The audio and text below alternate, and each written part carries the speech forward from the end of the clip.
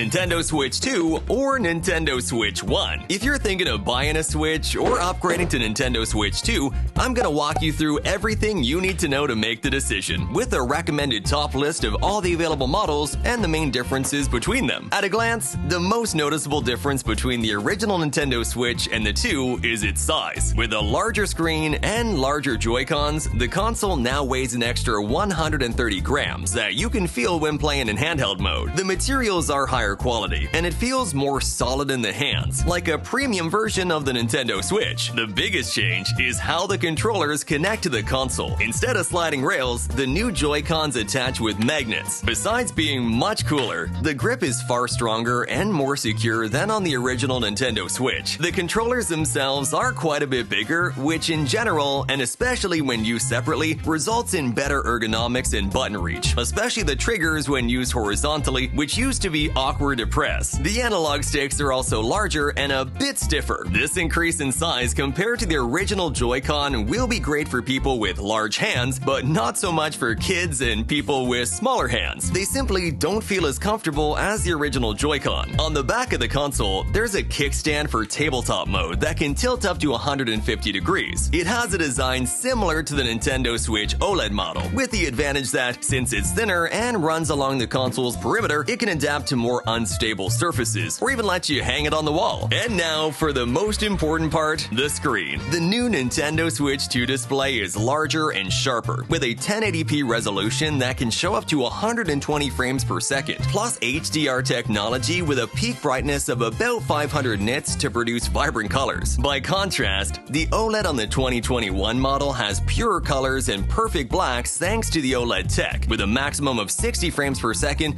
and lower resolution, 720p to be exact. The Nintendo Switch OLED model screen quality is higher than that of Switch 2, but because the latter one uses more modern technologies, it holds up well in overall viewing, and which one you prefer will come down to more personal taste and the screen specs themselves. Do you prefer the OLED screen or the Switch 2s? I'll be reading your comments. In TV mode, Nintendo Switch 2 has no rival. It can reach up to 4K HDR on compatible TVs, whereas the other models max out at 1080p. And watch the performance, because being almost 10 times more powerful, Nintendo Switch 2 offers a much stronger and smoother experience. A fun fact about both consoles, the OLED model and the Switch 2, is that they use exactly the same speakers. Nintendo has changed their orientation on Nintendo Switch 2 so they project sound better in handheld mode, and you can tell. Nintendo Switch 2 also has a microphone built into the console's body, with noise cancellation, which you can use to chat with friends or interact with compatible games. Switch 2 is a hybrid console, like the other Nintendo Switch systems. With better construction, materials, safety systems, and overall concept, it's simply more oriented toward working as a home console, whereas the previous models made more sense as portable systems. Where you'll notice the difference most between the original Nintendo Switch and the 2 is in power and performance. After many years on the market, Nintendo Switch turned into a dinosaur that could barely move Nintendo's own games, for a variety of reasons, depending on the case. With Nintendo Switch 2, there's a gigantic leap in power. In fact, it's the main selling point and the reason you should consider switching or buying a Nintendo Switch 2. Nintendo has worked very hard alongside Nvidia to create a custom chip for the console that, without getting lost in technical details, uses cutting-edge technology to enable graphics that rival non-portable consoles like PlayStation 5. It's crazy to think that a console that fits in the palm of your hand can handle games as well, and titles like Cyberpunk 2077 or Star Wars Outlaws have proved it. Against this, the original Nintendo Switch doesn't stand a chance. The technological gap between one console and the other is about 10 years, so with the Switch 2, you're guaranteed better visual quality, and not only in new games exclusive to it, also in previous titles through backward compatibility. Even if you're not someone who cares much about how games look, you'll appreciate good performance, no stuttering, or games that look blocky and pixelated. That power also keeps you from wasting time. Load times in games have been massively reduced from Nintendo Switch to Nintendo Switch 2. For example, what takes about 20 seconds in The Legend of Zelda: Tears of the Kingdom to fast travel from one part of the world to another